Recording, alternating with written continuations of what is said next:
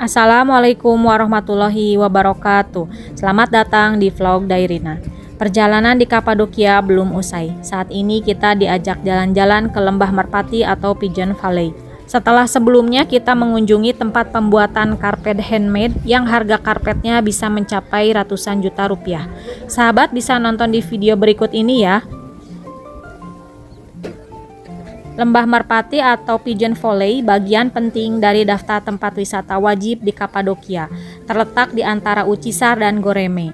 Sarang-sarang merpati yang dipahat di bebatuan di lembah ini masih menjadi rumah bagi berbagai spesies merpati hingga saat ini.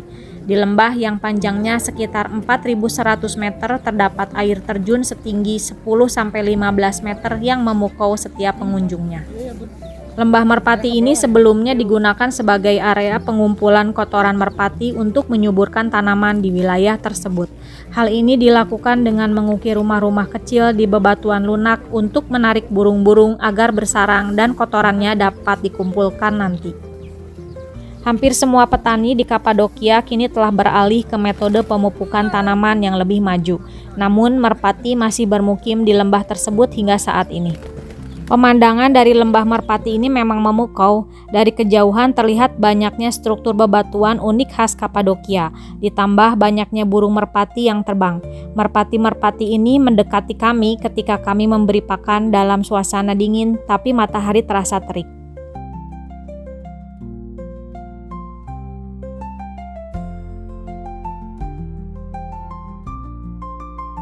Waktu kerajaan Romawi itu daripada abad pertama pada abad keempat, pastor dan pendeta mereka tinggal di dalam itu kastil Ucisar.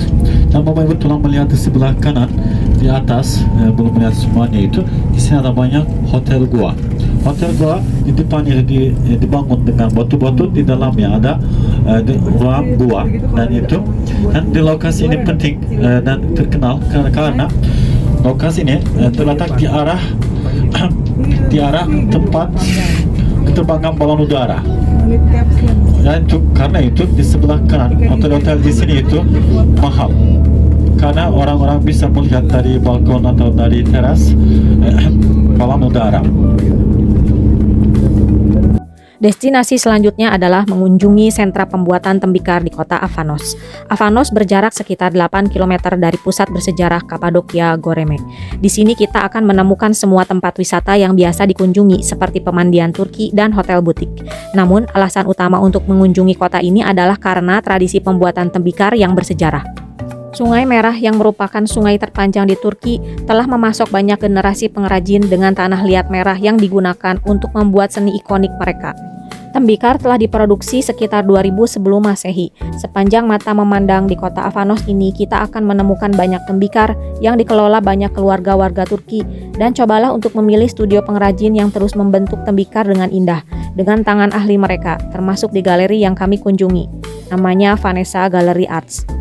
Para pembuat tembikar yang sangat berbakat menggunakan roda pemintal yang digerakkan dengan kaki untuk membuat tembikar Avanos asli, dan selalu melakukannya dari awal tanah liat masih berbentuk tanah yang siap dipakai.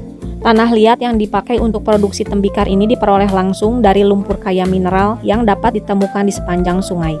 Pengrajin di kota ini memiliki pengalaman bertahun-tahun untuk menjadi pembuat tembikar yang terampil. Bukan hanya itu, membuat tembikar Avanos yang memancarkan kesempurnaan dalam bentuk buatan tangan bukanlah hal yang mudah.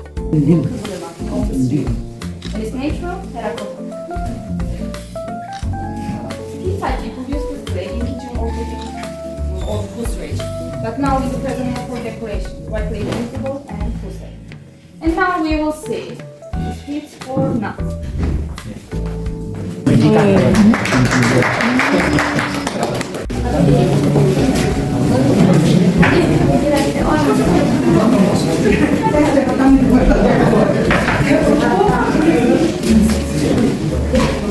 Setelah dibentuk, tembikar dibiarkan kering secara alami. Proses pengeringan ini bisa memakan waktu hingga beberapa minggu. Tembikar yang sudah kering kemudian dihias. Pengrajin menggunakan cat tanah liat atau glasir dengan warna-warna cerah untuk menghias permukaan tembikar. Mereka juga bisa menggunakan alat untuk memoles permukaan tembikar yang sudah dihias. Tembikar yang sudah kering dan dihias dibakar dalam tungku pembakaran pada suhu tinggi, sekitar 800 derajat Celcius atau lebih, selama beberapa hari. Setelah pembakaran, tembikar bisa dilapisi dengan glasir untuk memberikan tampilan yang mengkilap dan tahan lama. Beberapa pelukis tembikar atau keramik dengan telaten melukis ornamen khas corak Kapadokia, perpaduan antara seni, budaya, dan agama.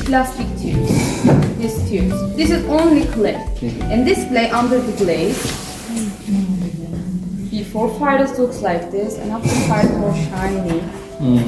And our master working freehand and one by one, step by step, as you see. Like this. Thank you, master. He can. Setiap motif indah pada tembikar menggambarkan filosofis yang berarti, seperti pada piring-piring cantik yang diperlihatkan guide kepada kami. Kami beruntung dibawa ke salah satu ruangan hasil berbagai tembikar atau keramik. Produk tembikar mencakup berbagai macam barang, mulai dari peralatan rumah tangga hingga benda dekoratif seperti piring, mangkok, gelas, kendi, guci, tempayan, pot bunga, lampu hias, mozaik, dan produk aksesoris lainnya. Indah, cantik-cantik, dan kreatif.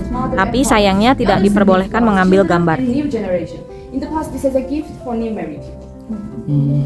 And this is the silk motif, like a silk carpet. It's meaning family.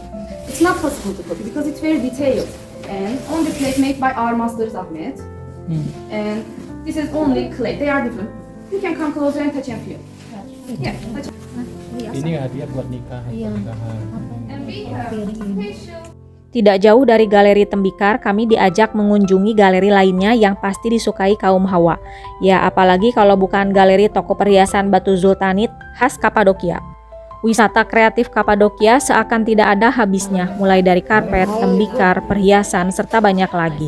Kami berada di Blue Arts Nevşehir, Kapadokia, sebuah galeri seni yang berlokasi di Avanos. Batu Zultanit adalah batu permata langka yang berasal dari Turki, khususnya dari pegunungan Ilbir di barat daya negara itu. Batu ini dikenal karena kemampuannya untuk berubah warna tergantung pada kondisi pencahayaan, mirip dengan batu bunglon. Perubahan warna ini bisa meliputi berbagai nuansa hijau, coklat, kuning, merah muda, dan ungu. In Turkey, we have three types of turquoise, as you see. This one is pure turquoise, clean one, light blue color. We call this baby turquoise. Second one is mineral turquoise. Inside is a minerals, iron and copper mineral. This stone under the ground around 100 years later slowly becomes this color. By time, by oxidation, we call this antique turquoise. This is the oldest and hardest turquoise in the world. This is the most precious one. You can see everywhere turquoise. How we can understand between fake and real stone. The great one, fake stone, imitation, also. Inside white, outside faded. This is the imitation one. This is the real one, asli. Okay, imitation, real, asli. In our showroom, don't break, okay? Because we are giving guarantee for all items, international guarantee for all items. We have another special stone is Zultanite. Do you know this stone, Zultanite? Zultanite is meaning of sultan of the stone, and you can find this stone just from Turkey. It is very interesting, and the red on the light is color change. It's a color change effect. It's like a chocolate color. And a different light. This is the shade purple. You can see purple also. It is 5 or 6 colors. Ada 5 varma.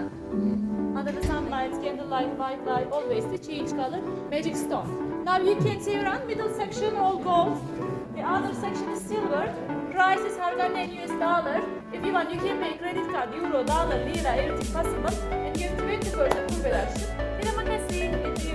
Mata dimanjakan dengan kilauan batu Zultanit yang menempel pada berbagai perhiasan emas dan perak sebagai pelengkap keindahan seperti cincin, kalung, gelang, dan sebagainya. Wah, sangat cantik-cantik sekali ya. Sangat rugi rasanya tidak memiliki satu dari ribuan koleksi galeri Blue Arts yang memukau.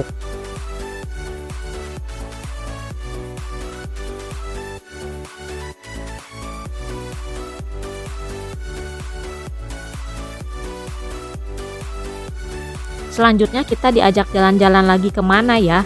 Kayaknya bakalan lebih seru deh. Soalnya kita akan ke Gunung Es. Pasti sahabat penasaran kan? Yuk nantikan video selanjutnya ya. Jangan lupa like, comment, subscribe. Semoga bermanfaat. Wassalamualaikum warahmatullahi wabarakatuh.